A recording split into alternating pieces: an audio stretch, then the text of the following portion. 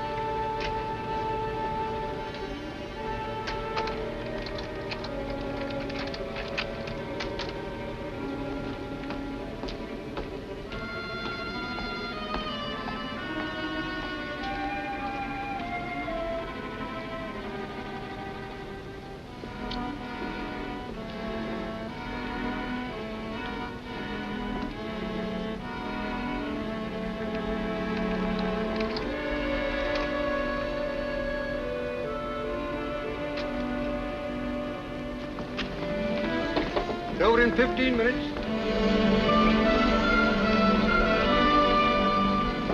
Over in 15 minutes. Over in 15 minutes.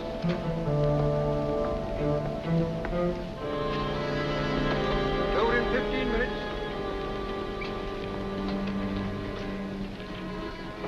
Over in 15 minutes. Over in 15 minutes.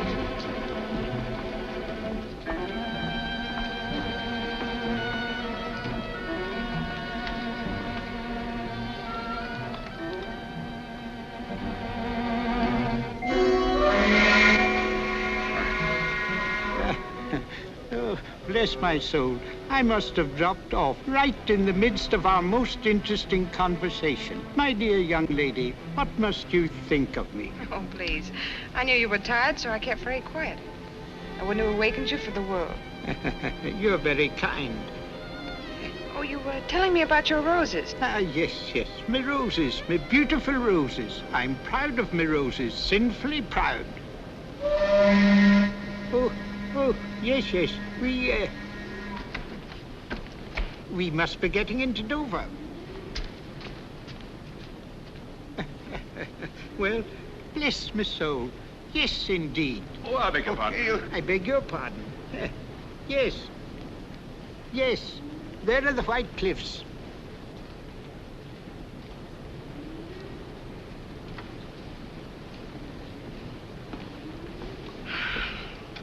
I've been dreading this moment. Why now? Well, you see, I have some exposed film in my camera, and they might make me open it. The customs, I mean.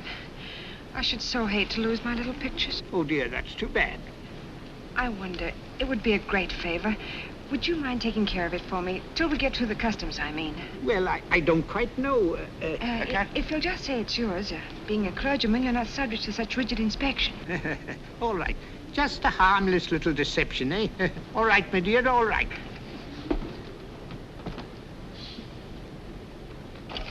Oh, dear, it nearly fell overboard. Yes. Oh, dear.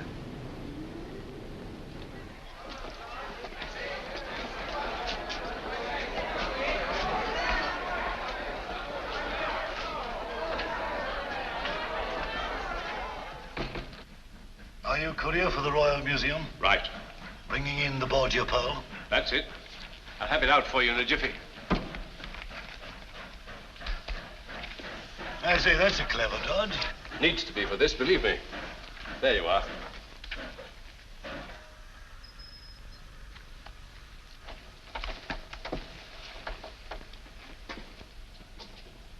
That message, sent to me on the boat. It was a hoax to get me out of my stateroom.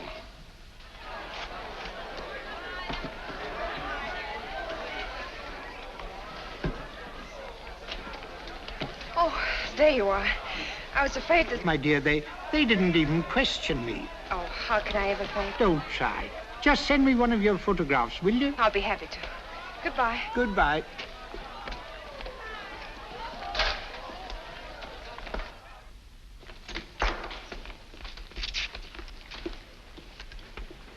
Why, Giles! Get in. How many times must I caution you, my sweet, not to speak until doors are shut? I'm sorry. I didn't expect you to meet me. Oh, I couldn't deny myself that pleasure. Now, me, you're more beautiful than ever. I'm glad to be back. Yes, and we're glad to have you back. We? Oh, an old friend of yours turned up quite unexpectedly. He's been asking for you. Who's that?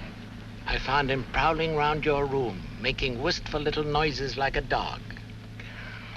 No, it can't be. Yes, my dear, the creeper. I'm not going to the flat. Oh, you'll be quite safe. I have him under lock and key. Now to business. What luck? See for yourself. I stuffed it with paper to stop it from rattling. It's absolutely the biggest pearl I've ever seen.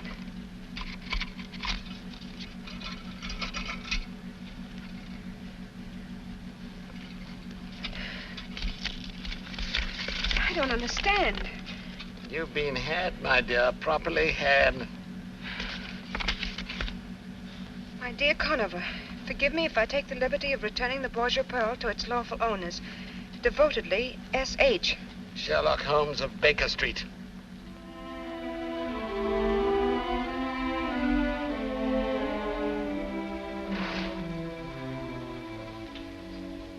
Well, you might tell me what you've been doing. One thing at a time, old boy. Let me get off this makeup.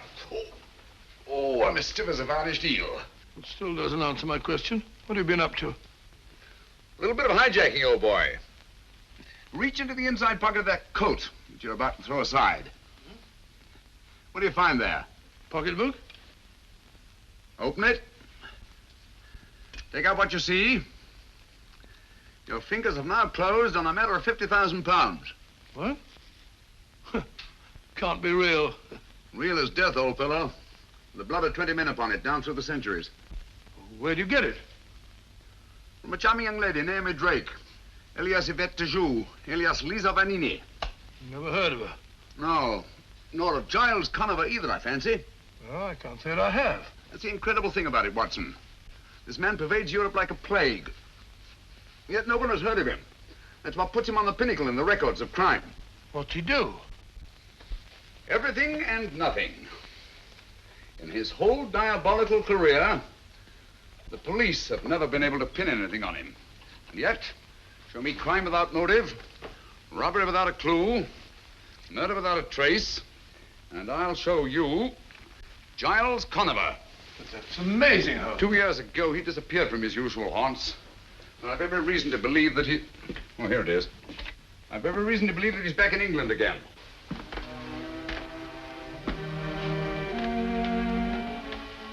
If I could free society of this sinister creature, I should feel that my own career had reached its summit. What is that stuff? And you think Conover's behind the theft of this pearl? I was never more sure of anything in my life. Excuse me. Oh. Thanks so much.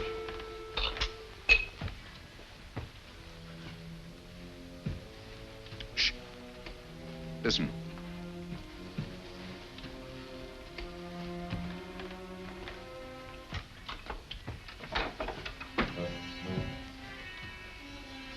Pearl, quick, hide it.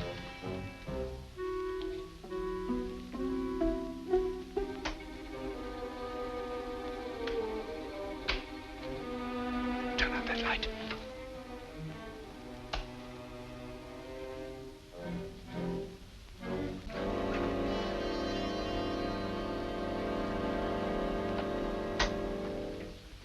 Why, Mr. Holmes. My apologies, Lestrade. I was expecting Mr. Giles Conover. Come in, won't you? Evening, Dr. Watson. I take it Scotland Yard has been notified of the theft of the Borgia Pearl. Yes, but... Give it to him, Watson. What? Well, I never. That's a fine way to treat the Borgia Pearl. I assure you, Lestrade, I shall not feel safe until this pearl is in the deepest vault of the Royal Regent Museum.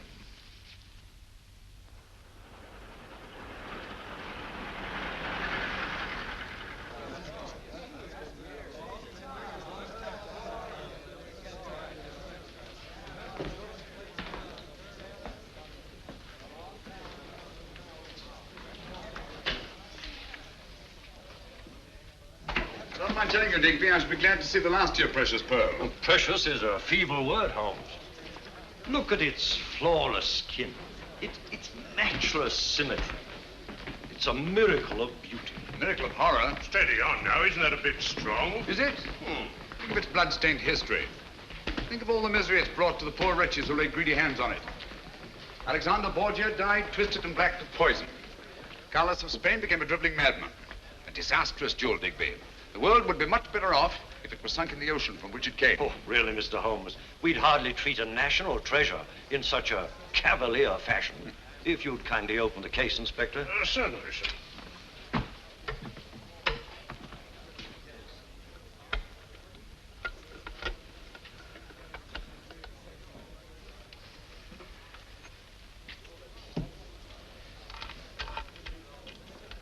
There, all snug and safe. You call that safe? I've told you Giles Conover's after that pearl. Under the circumstances, wouldn't it be better to place a guard over it? It has 100 guards over it at this very moment. Well, my eyes must be failing me. I don't understand. What's to prevent anyone smashing the glass and pinching it? Would you like to try it, Dr. Watson? I certainly would. Don't bother smashing the glass. I'll open it for you. Ah, there. Help yourself.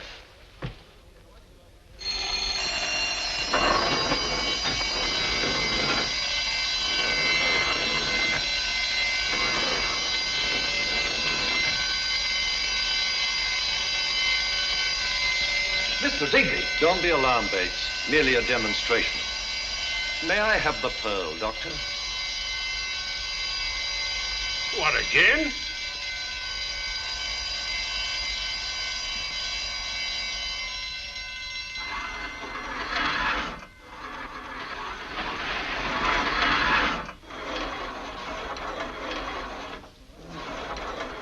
That allays your fears, I trust, Dr. Watson. If you'll step into my office, gentlemen, I'll explain to you what happened. Oh, how does the thing work? Electricity, the high priest of false security.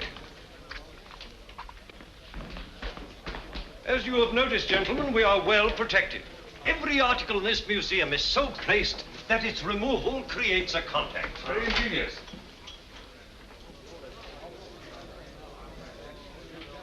Tell me, Digby, just where in the building is the control of this ingenious electrical safety device? The wires are in this room.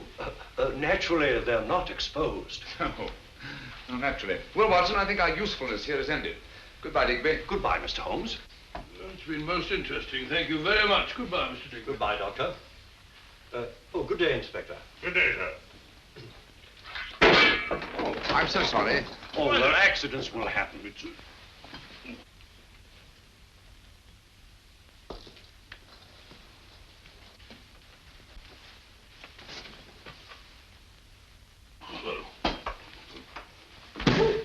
Well, you're going...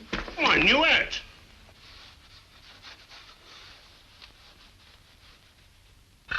My apologies, Digby. Oh, no harm done, I assure you. On the contrary, I'm afraid the greatest harm has been done. I beg your pardon? Are all the objects of art in this room connected with your protective system? Well, most of them. But why? This Hogarth etching, for instance. Is it connected? Most certainly. It's a priceless original. Take it down, will you, Watson? Not me. Once bitten, twice shy. Oh, tosh. I'm not afraid of guards and gongs.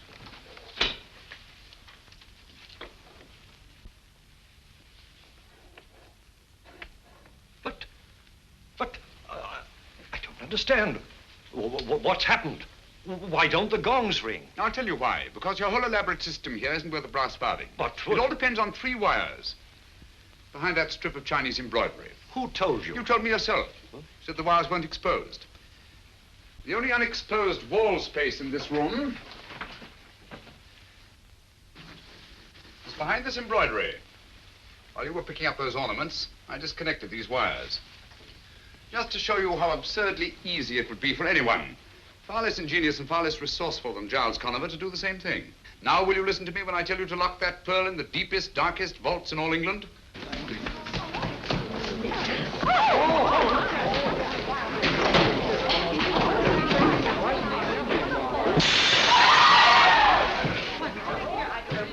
Stop, thief! Stop, thief! Open the door!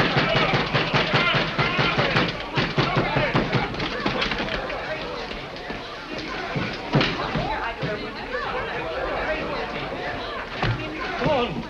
It's gone. A workman took it, sir. Bates is after him. I don't understand. The gongs never rang and the shutters never closed. No, the wires were disconnected. Thanks to Mr. Sherlock Holmes.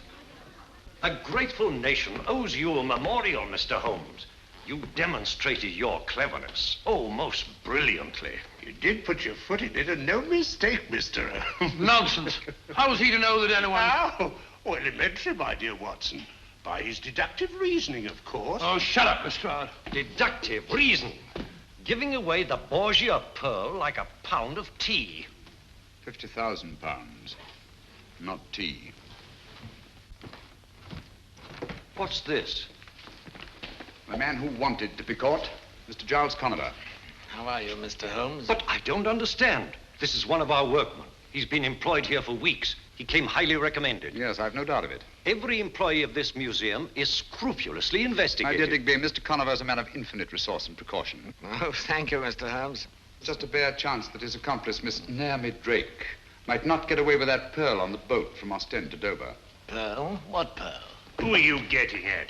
Did you search him, Bates? Yes, Inspector, but there's not a thing on him. He might have swallowed it. No, he hasn't got it. Or he would never have allowed Bates to catch him. While he was running away, did he stop? Did he meet anybody? Why, yes, sir. As he went around the corner, he bumped into a woman. Did you get a good look at her? No, sir. Not good enough. Ah, that's where you lost your pearl. That woman was an accomplice. Same girl that was on the boat, eh? Possibly. In any event, may I suggest, Lestrade, that you hold Mr. Conover? Oh, come now, Mr. Holmes. Haven't you made enough mistakes for one day? There's no crime, you know, in taking a job in a museum. There's no crime in running when you're being chased. Just what am I being held for? Window breaking? Thank you, Mr. Conover. Take him away, officer. How long can you hold him? Well, you heard what he said. Strictly speaking, we can't. 1 day? 2? Well, make it 2. Good. Good? What's good about it? We don't want him. We want the pearl. That's just what I'm getting at, Watson. One of two things has happened. Either the woman he bumped into was an accomplice, in which case she has the pearl, or he managed somehow to conceal it in his flight. If he had to stick that pearl in some makeshift hiding place, he'll never rest until his Confederates have it safely in their hands. He'll try to send them a message. We ought to give him every opportunity. But how? May I suggest, Lestrade, that he's permitted to have his food sent in from the outside? Huh? Oh.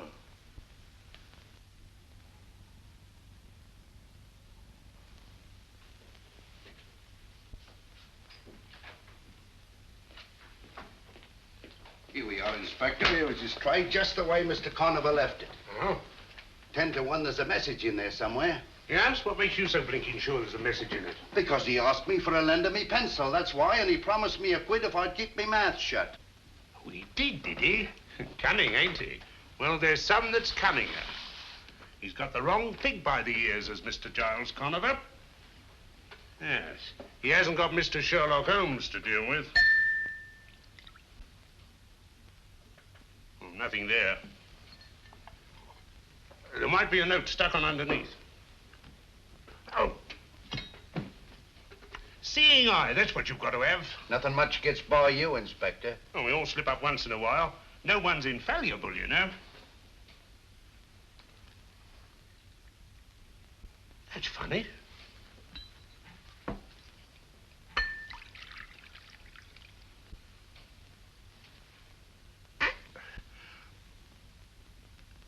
Gotcha, Mr. Giles Conover. Here, hang on to this. What is it? You'll soon see. A note to his accomplice, or I'm a Dutchman. Yes. Fancy me pulling Mr. Sherlock Holmes' chestnuts out of the fire. Here she comes. Thought he'd fool me, didn't he? Bless the little man. This will tell us where the Borgia Pearl is. It means promotion for me, sure as you're alive.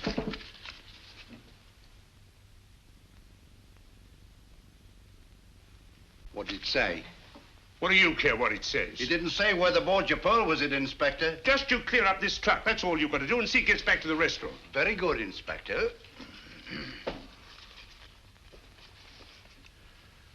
Holmes and his theories.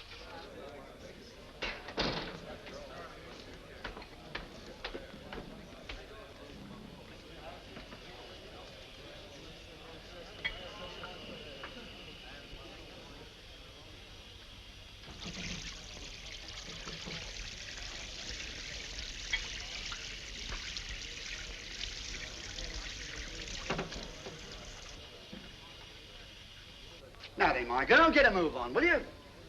What are you staring at that plate for? Oh, I ain't staring at it. Now I'm washing it. See? Well, I ain't paying you to go to sleep on your feet, you know. Go on, you old bag of grease. Wash your own dirty dishes. See? Here, you can't do that there, here. Lovely weather, ain't it? Well,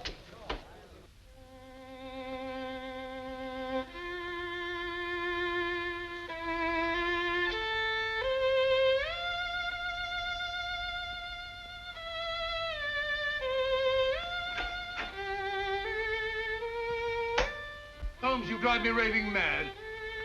Standing there scraping on that filthy fiddle as if you hadn't got a care in the world. All the time your reputation's been dragged in the mud. My dear Watson, I really must caution you against hitting newspaper reporters in the teeth. It isn't dignified. Well, he deserved it, the idiot. But how did you know I struck a reporter? Observation, my dear fellow. You come in here with 2 copies of the morning paper. A thing you never do unless there's an article you wish to clip for your files. You talk about my reputation being dragged in the mud. Obviously, I've been the subject of a scurrilous attack in connection with the theft of the Borgia Pearl. Well, you certainly have. This article practically suggests you stood to profit by the deal. And it implies that you were working with Conover. Yes, I'm afraid I'm for it, Watson. Indeed you are. But how did you know I struck the fellow? Oh, that. Well, you come in here, jumping off the handle at me, berating me like a mother who boxes her child's ears after snatching it from under a tram. A very human impulse, Watson, and one that suggests that you've been taking up the cudgels on my behalf. What a remarkable deduction. Not when you consider that the skin is missing from the first and second knuckles of your right hand. Didn't hurt? Good old Watson. It's like you to stand by a man who's been discredited. Oh, rubbish. We've been in tighter spots than this. Not many, I'm afraid. Well, come along, old fellow. What have we here? Kippers. Kippers, splendid. I'm as hungry as a bee on a flower. Come in. Don't get up. Haven't got a minute. I've just popped in to tell you. I know. To tell me that you can't hold Conover any longer. In fact, you've already let him go. Never doubt. How did you know? Elementary, my dear Lestrade. You know as well as I do that you can't hold a man for more than 48 hours without bringing a charge against him. That's right. Have one, won't you? Thanks. Well, I've got to be off. Off to solve another baffling crime, I suppose? Oh, you might call it that, Doctor. But to me, it's just another routine murder. Oh? Who is it? A bloke named Harker, military man. Harker. Horace Harker? That's right, you know. I've heard of him. Horace Harker. Yes, I remember him. He's a major in India. He's retired. Uh-huh. So he's been murdered, has he? Right. And his back broke. Well, I got to be off. Wait a minute. What did you say? Eddie's back broke. You know. Spine snapped. That's it. That's what? It's come at last, Watson. The thing we've been waiting for. Hold on. Keep your shirt on. There's no mystery about it. He must have fallen down in the struggle. That's all. Nonsense. Here's your coat, Watson. Oh, what is all We're this? giving Lestrade a hand. Oh, the Borgia Pearl. We can't Borgia afford... Pearl we're after. Come What? on, Lestrade. I don't want an hand. Borgia Pearl, we're out giving Lestrade a hand. Lestrade... I'm coming. Give Lestrade a hand. Lestrade all the day, all morning, noon, and night. We can't... And this is exactly how you found him? Yes, sir. Nobody's touched him but the police surgeon. Back broken, eh? Snapped clean, sir. Died instantaneous, the doctor said. Lestrade, would you mind if Dr. Watson has a look at him? Not at all. Thank you. Watson, I'd like to know whether the break is cervical, thoracic, or lumbar. And I'll wager it's lumbar. Oh, tosh. Who found the body, Murdoch? She did, sir. His housekeeper. Oh. Said she came in to clear away his supper things and found him lying there. And that's the first and last word we've been able to get out of her. Oh, it is it? Well, I'll soon get a word out of her. Here, you. I shouldn't do that if I were you, Lestrade. Why not? The woman's suffering from shock. Close to catalepsy, if you ask me. Well, I ain't asking you, Mr. Holmes. Naturally. Get her out of here, Murdoch. Get her to an hospital. Can't you see she's suffering from from shock? Come on now. Nobody's going to hurt you.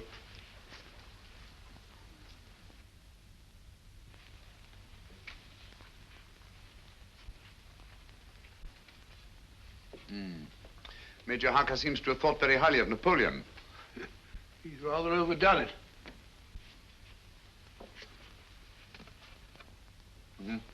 I don't think much of that one. Where was the break, Watson? One of the lumbar vertebrae, as you thought. The third vertebrae. I can't for the life of me imagine how it happened. I can. Oh, really? Well, it happened just as I thought. The housebreaker comes in through this window over here. So you see, Mr. Sherlock Holmes, I shan't be needing you after all. Simple as ABC, isn't it? Yeah. The murderer comes in through that open window. Major Harker's having supper over there with his back to him. Carry on.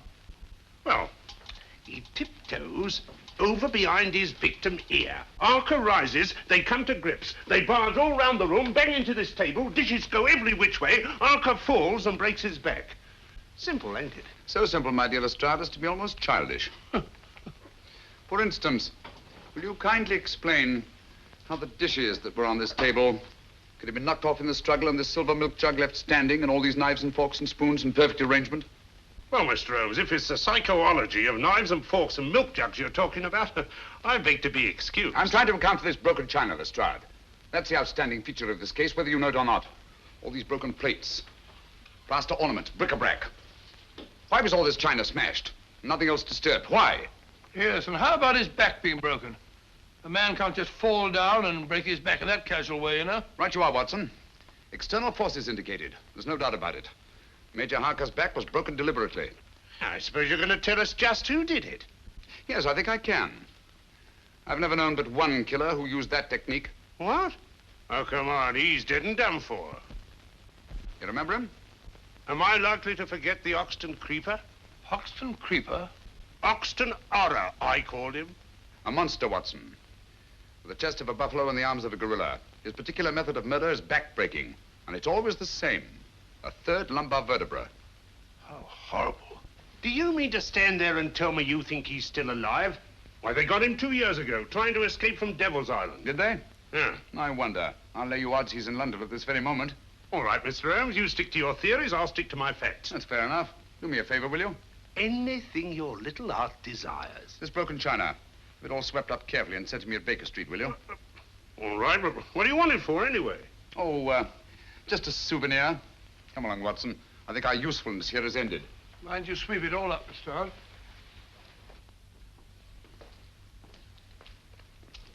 As a matter of fact, Watson, what I did not tell Lestrade, since I can't prove it, is that the Hoxton Creeper has always been Giles Conover's right arm when it comes to killing. When you heard that Major Harker's back was broken, you suspected the Creeper, eh? Naturally, it can't be mere coincidence that the Creeper comes back into the scene just as Giles Conover reappears in London. I see, but how does Harker tie up with that gang? In the foggiest notion. Buy a box of matches, gentlemen? But there is a connection. Well, Harker wouldn't be lying there now with his back broken. My surmise is that Giles Conover's lost the Borgia Pearl and is trying desperately to get it back, just as we are. You really think so? I'm just as sure of it as I am that we're being shadowed at this very moment. Eyes front, Watson. Come on.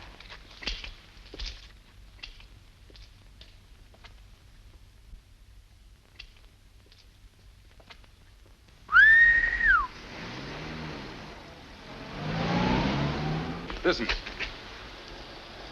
Have you got your revolver? Yes? Now get it ready. Huh? Get it! No, thank you. Come on, Watson.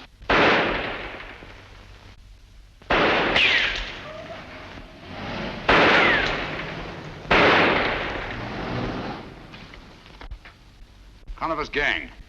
We're on the right track, Watson. Due primarily to the brilliant work of Inspector Lestrade. Brilliant work of Inspector Lestrade. Rubbish. Lestrade couldn't even see the stripes on a zebra. Hello, housekeeper held.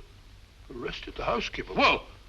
How could a little woman of that size break a man's back? Lestrade's an idiot. Well, what the dear public don't know, the dear public won't worry about. It's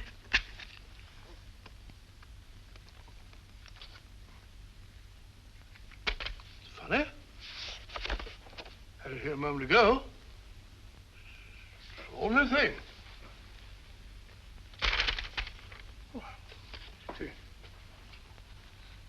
I think. Yesterday. Oh, what would Holmes do? I know.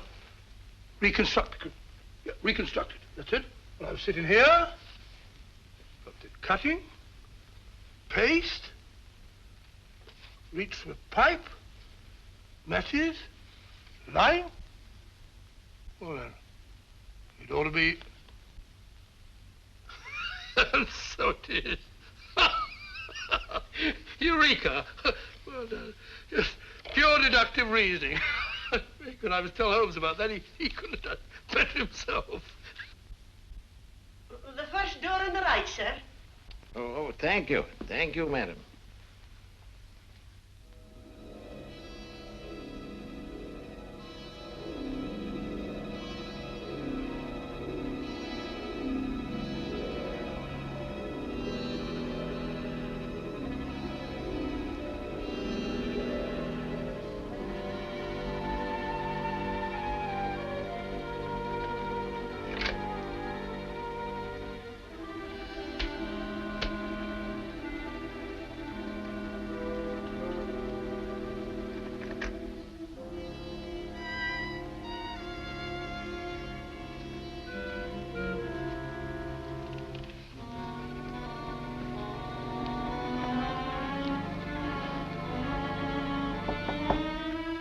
Come in.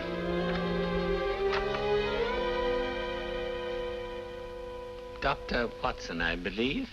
Is Mr. Holmes in? Pretty's out, sir. He'll be back any minute. Won't you come in and wait? Thank you very much.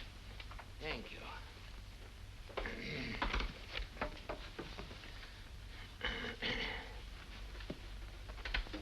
Sit down, sir. Thank you. Have a cigarette? No, thank you, no. The doctor won't allow me to smoke cigarettes. But, may I? Yes, yes, sir. You'll find matches on the table. Oh, thank you very much. You know, my health has never been the same since that dreadful affair at Farnsworth Castle. Farnsworth Castle? The Farnsworth case. I thought I recognized you. Just a minute. I'll tell you who you are. Really? Yes. Simple deduction. The bowed shoulders of the scholar, the open countenance of the churchman. You must be Lord Farnsworth's brother, Archdeacon Farnsworth. No, sir. I'm no archdeacon. Oh, and you're the man who found the body in the bathtub. Oh, it was the butler who found the body, and it was in the cupboard. Oh, strangled, wasn't he? No shot. Oh, shot, yes, of course, shot, yes. Lord Farnsworth's uncle, wasn't it? I am Lord Farnsworth's uncle. Oh, of course, my mistake. You're Lord Farnsworth's uncle. And your name is, Theophilus Kirby, Lord Farnsworth's uncle and biographer. Of course, I remember you well. Holmes will be very glad to see you. He may be a bit late. By the way, as he isn't here, if there's anything that I can do, same training as Holmes, pure deductive reasoning. For example, I can see that you're in trouble. On the contrary, sir, I've never been happier. Oh, my mistake. I've never been happier. I've been looking for some little token of gratitude which I could give to Mr. Holmes. And at last, I think I've found something that he'll appreciate. It's Dr. Johnson's great dictionary, an early folio. Early folio? Yes. Dr. Johnson's dictionary? I'm sure that he'd be very excited about that. It's very kind of you. Yeah. I'm a bit of a book collector myself. Oh, no, please. I've inscribed a little dedication. It may be a little flowery, perhaps, but, well, it's straight from my heart to his, I hope. And it's just a little private. Oh, yes, of course, a little private. And you want him to be the first to read it? That is so. You're very understanding, sir. Thank you very much. Now, I'm afraid I must go. I'm sorry Don't you worry about the book, sir. I give you my word that Sherlock Holmes will be the first person to open it. Oh, that makes me very happy, sir. Very happy. Goodbye, sir. Doctor. I'm sorry you can't stay.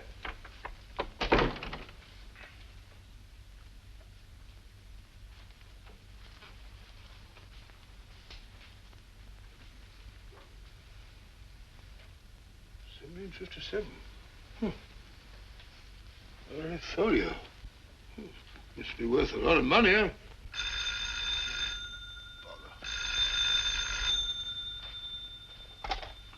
Eh? Who? Mrs. Pennyweather? No, Mrs. Pennyweather here. This is Dr. Watson. Mrs. Pennyweather. Wrong number for Penny.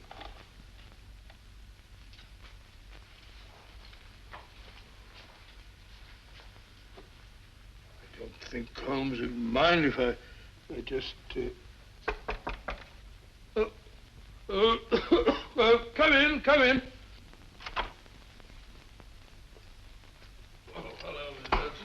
I brought you tea. And when Mr. Holmes comes in, see that he eats a bite like a good soul. Certainly, my dear. I'll be glad to. I have a hard time getting him to eat. Oh, good afternoon, Mrs. Hudson. Oh, I just brought you tea. Thank you. And be sure you drink it. I will. Hello, Watson. Well, too bad you're late. Old chap was here to see you. Oh? Sorry to have missed you. What old chap? Theophilus Kirby. Lord Farnsworth's uncle. You remember the Farnsworth case? Yes, indeed I do. And I remember Theophilus Kirby, too. Quite a scholar. And like most scholars, poor as church mouse. What's he want? He brought you a present. First folio of Dr. Johnson's dictionary. Book must be worth a lot of money. He's written an inscription in it, bless his heart. Out of gratitude. That's very nice of him. Like to have a look at it? Have a cup of tea? Oh, thanks, old boy. Put it down there. Gratitude is a rare quality in these days. Let's see what he wrote. Watson, have you been smoking a cigar? No, the old boy smoked one. Kirby wasn't a smoking man, as I remember him.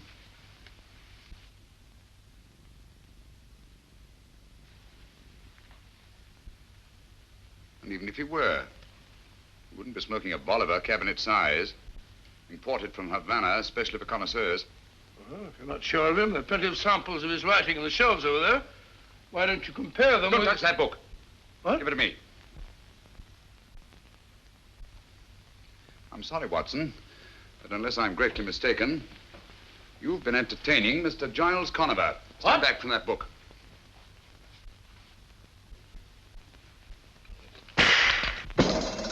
Great Scott! He meant that for you. Oh, that's very gratifying. Gratifying? Certainly. Conover wouldn't go to all this trouble to eliminate me if I weren't in his way. And obviously I am in his way because he hasn't yet found the Borgia Pearl. And as long as he hasn't... All right, let me have it. Here. All right. Yes, yes. Hold Lestrade. Yes. What? Say that again. Don't touch a thing. No, not a thing. You understand? Right. We'll be with you. What is it, Holmes? Another murder. Little old lady. With her back broken. No. Yes. And in a litter of smashed china. That was exactly how I found my sister. There. Steady, my dear, steady. You live here, Miss Carey? No, Mr. Holmes. I teach history at a school in Cardiff. I came home today for the holidays. This card, Mr. Holmes. The very last thing she did. For my dear Ellen, to inspire her and her pupils with love. A gift for you. What was it, Miss Carey? I don't know. I'll never know now. I found it on the desk over there. She was writing it when... Oh, why do you stand there? Why don't you find the beast who committed this dreadful crime? Look here, Miss Carey. There's just one question. There'll be quite enough questions. You come along with me, my dear. What you need is a sedative. I'll telephone for a nurse. There, my dear. You'll be quite all right. Pitiable. Poor little woman. Back broken, eh? Snap clean, sir. Same as Major Harker's? Yes.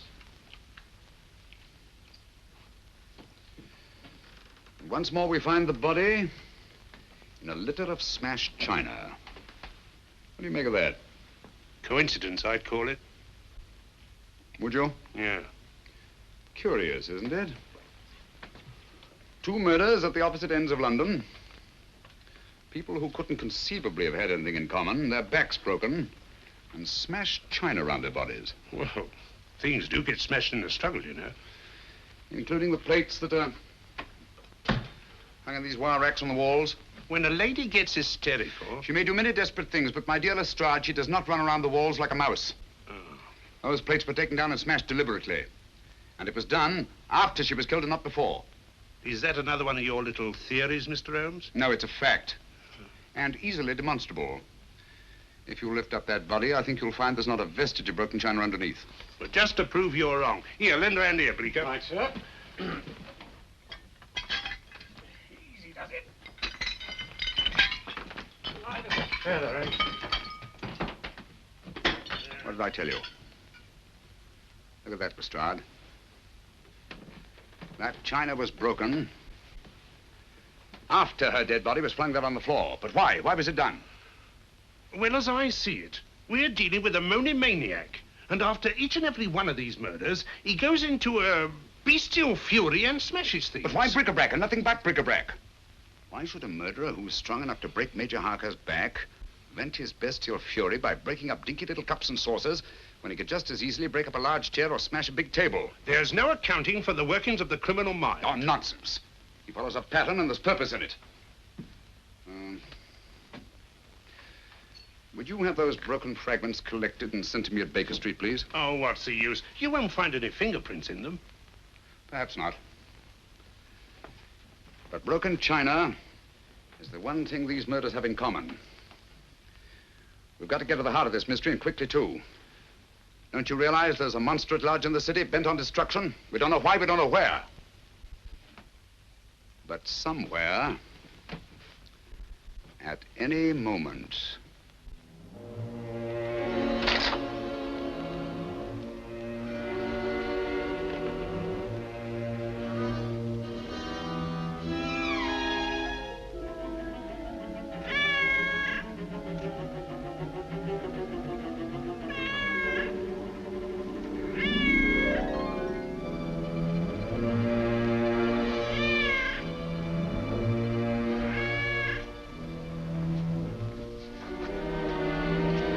That cat, I'd swear I put her out. That's funny. I'm sure I drew those library curtains.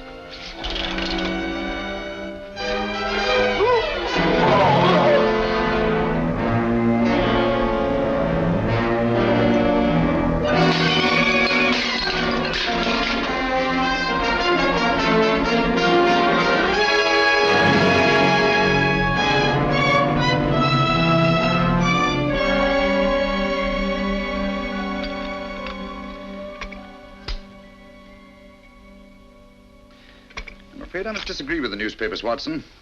The Hoxton Creeper, to the best of my knowledge, is not a madman, or if he is, then there's method in his madness. And that method, I'm convinced, is supplied by Giles Conover. You think all this broken china is just a blind to make it look like the work of a madman? On the contrary, my dear fellow, this smashed china shows purpose, it shows motive. And purpose and motive are the last things a sane man would wish to imply if he were posing as a madman. Why smash the china? The killer didn't choose to smash the china. He had to smash it. Oh? Had to? What for? Oh, possibly to cover up something else that was smashed. Some object. Identical in all three cases. The clue that we're looking for.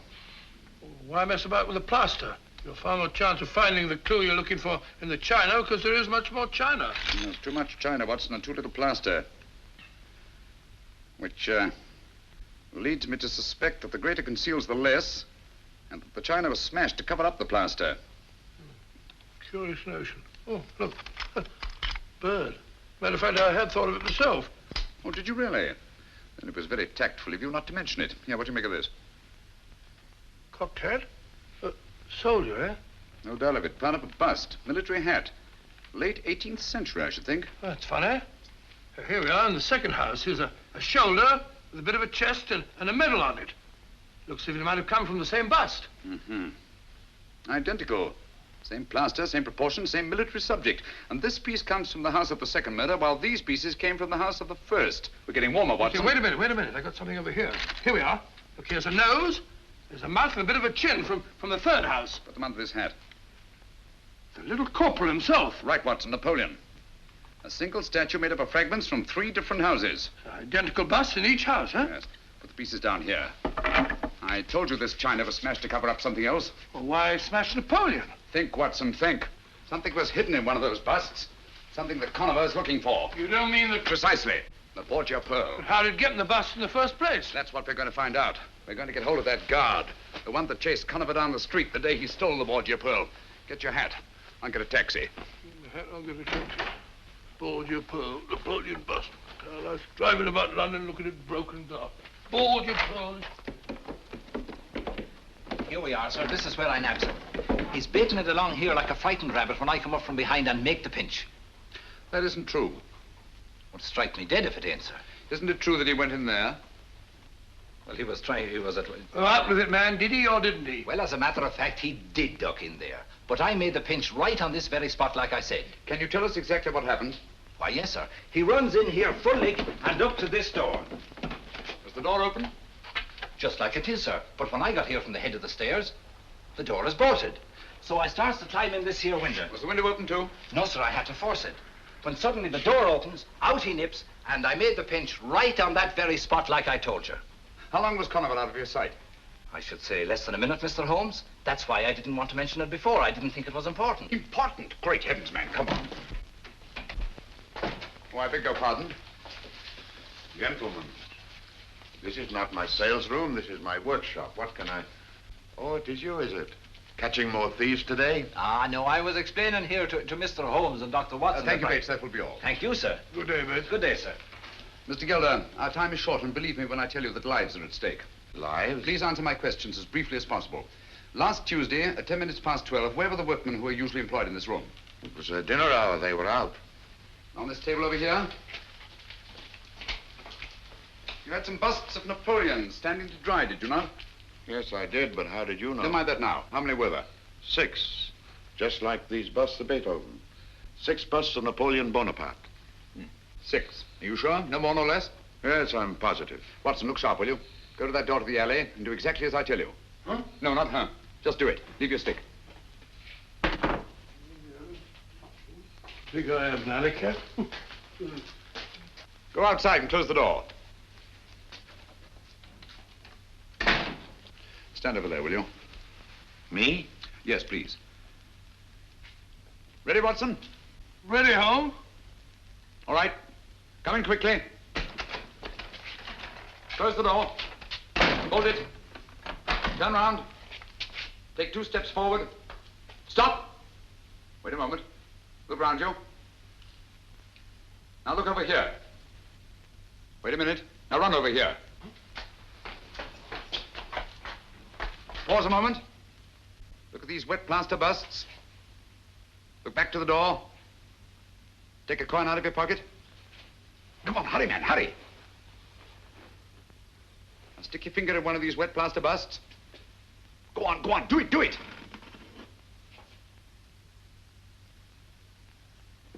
Put the coin in. Put it in, put it in. Now smooth over the plaster. Cover up the hole. Mad. Both of them. 54 seconds. That's close enough. Conover could have done it faster. But he acted on his own while you had to wait for instructions. You mean to say that... Precisely. Conover stuck that Borgia Pearl in one of those 6 wet plaster busts of Napoleon. What? Gelder. Gelder, what happened to those 6 busts? You are not the first one asking me that. No, who was the other? A woman. When? Was it Wednesday? The day after the thief was taken? Yes, it was. Amy Drake, Watson. Amy Drake? What did you tell her? The same as I'm telling you. They were delivered, all 6 of them. Yes, but to whom? To Amos Hodder's art shop on Kensington Road. Amos Hodder.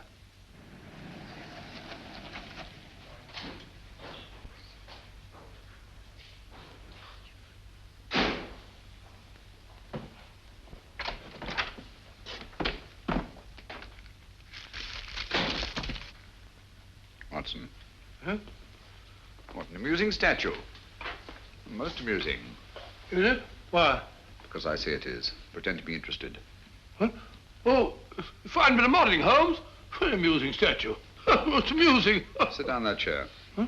Sit down in that chair. Let no one else in or out of that door.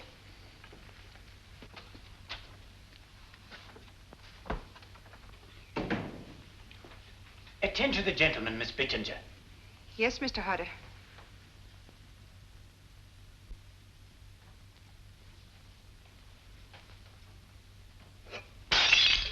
Oh, mercy me. Here, what have you broken now?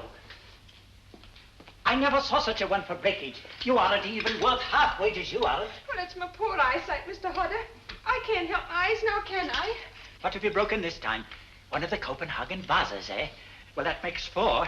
There was the Flying Mercury yesterday, and the 2 Napoleons the very day you came. I never broke the Napoleons, I tell you. I found them that way. Mr. Hodder, may I trouble you? Oh, I beg your pardon, I'm sure, but this sort of thing is most trying.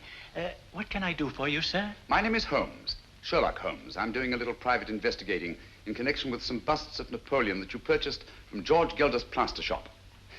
I understand there were 6 busts of Napoleon here on Wednesday morning last. That's correct, Mr. Holmes. Now, let me see. I think I heard you say that 2 of the busts of Napoleon were broken by accident. Accident? That clumsy girl.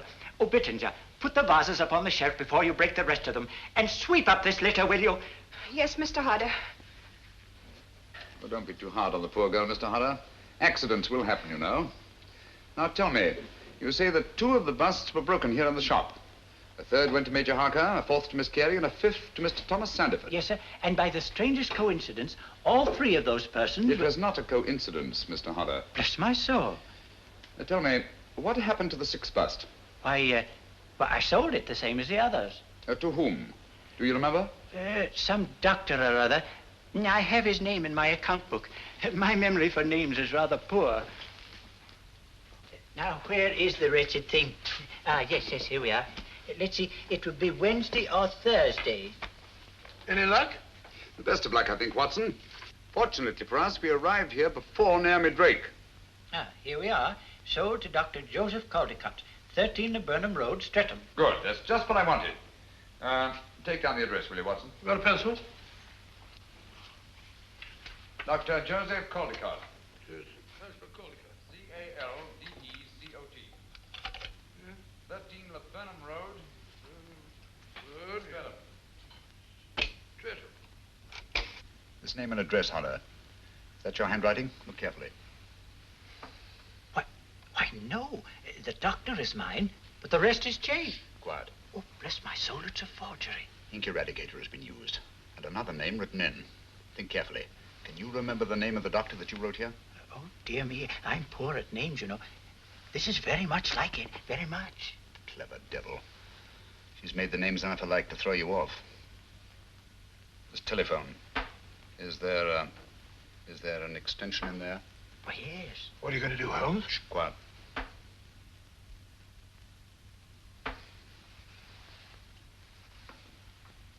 You were right, Giles. It worked. Like a charm. He'll be off to the wrong end of town presently. Yes, I'm leaving at once. Thanks, my dear. That's what I wanted to know.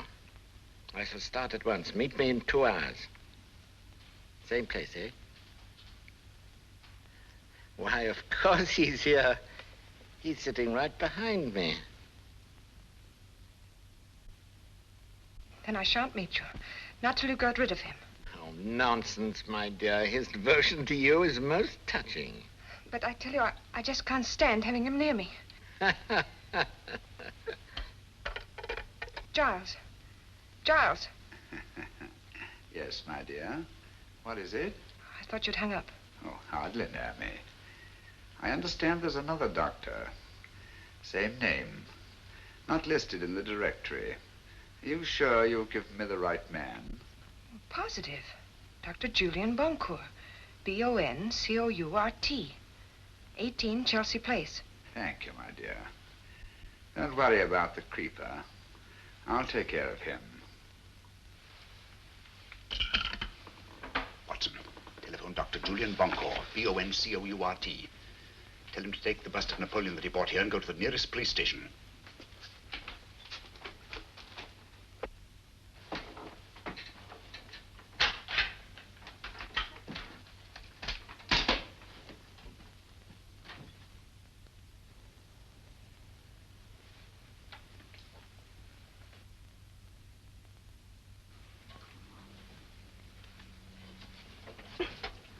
Just let go, Naomi.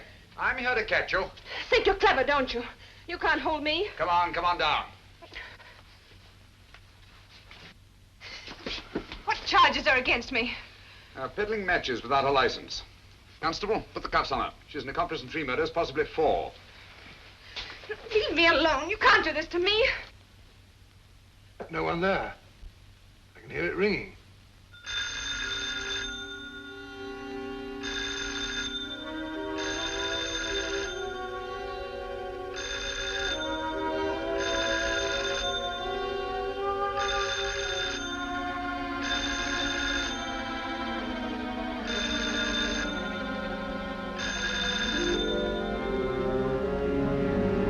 Better drive slowly.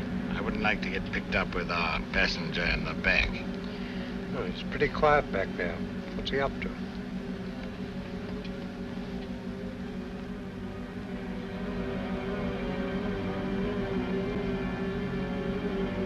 He's got his vanity case.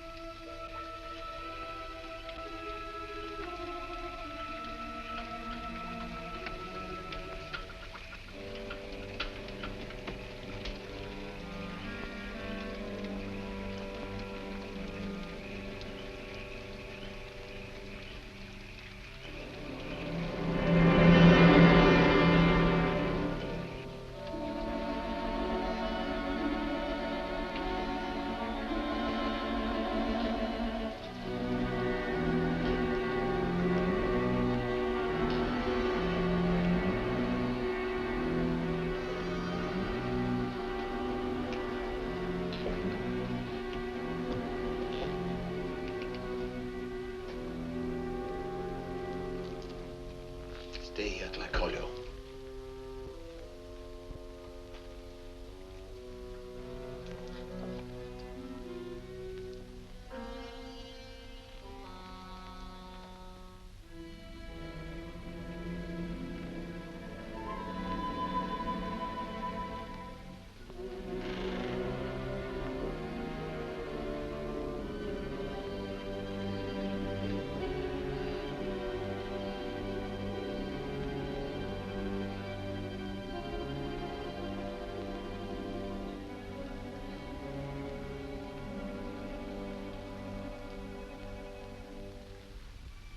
Dr. Boncourt. Yes, yes. What you want? Don't you see I'm busy? I shan't keep you very long. I've only come to ask... How did you get in here? Who are you? I'm also a very busy man. Doctor, I understand you bought a bust of Napoleon a few days ago. I should like to look at it. What are you talking about? Will you get out of here, please? Or must I call the police? Stay away from that telephone, you old fool. Where's that bust? Unfortunately, it is broken. Broken? Yes, you will find the pieces over there. In the container.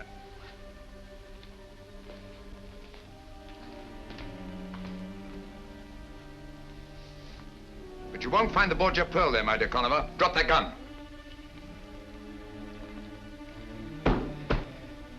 The bust is still unbroken and quite safe.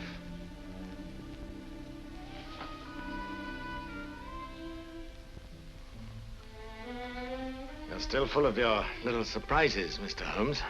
Back up against that wall. I don't like your work, Conover. I've seen quite a bit of it, both here in London and elsewhere on the continent.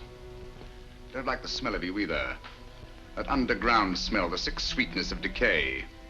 You haven't robbed and killed merely for gain like any ordinary halfway decent thug. No, you're in love with cruelty for its own sake. And the world will be much better off without you. It will give me great pleasure to... Don't move. Hold your hands up. That's it. You know, I'd never have thought of disconnecting those wires if it hadn't been for your excellent example at the Royal Regent Museum. It has been said that imitation is the sincerest form of flattery. Oh, yes, I'm willing to learn from an old master hand. Come now, where's that bust? Dr. Bunko took it with him to the police station. Oh, that's a very feeble lie. You'd hardly have let it out of your hands. You'd have been afraid Dr. Bunko would have met us coming in. Us? Yes, you know whom I mean. Creeper! Creeper!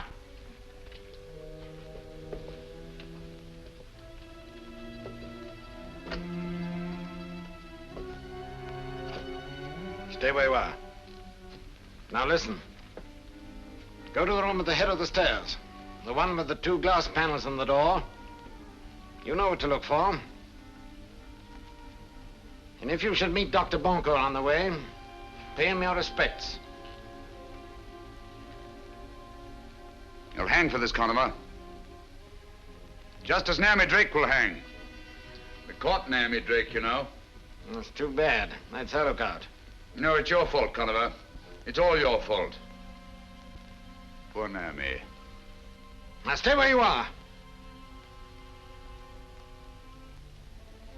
I shouldn't let the creeper know if I were you.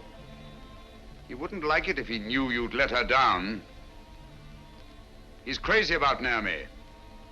She's a very pretty girl. Now you're trying to scare me, Mr. Holmes, but it won't work. You've got nothing on Naomi. She'll get off.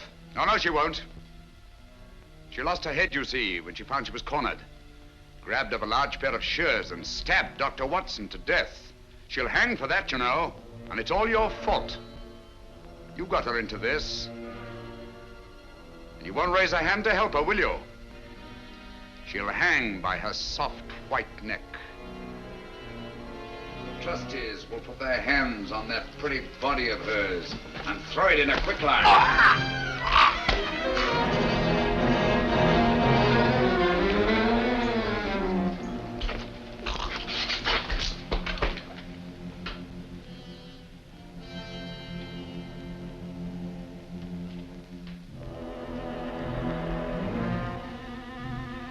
Stay back.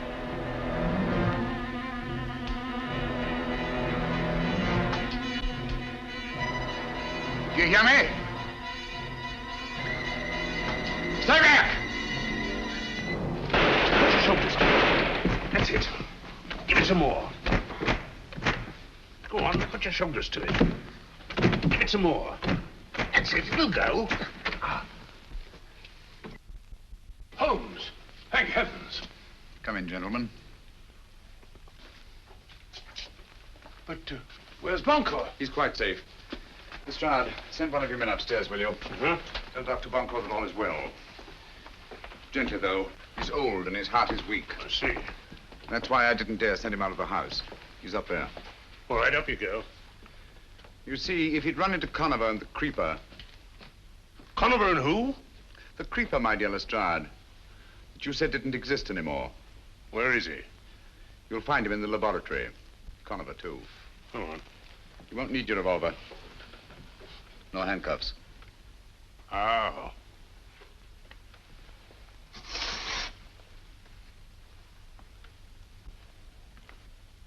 You got them? Yes. Did they find the bust? No. Well, what did you do with it? My time was very short, Watson. So I put the bust in the last place I thought the Conover would look for it. He literally brushed by it as he came in. Amazing. And the Borgia Pearl's inside that? If it isn't, I shall retire to Sussex and keep bees.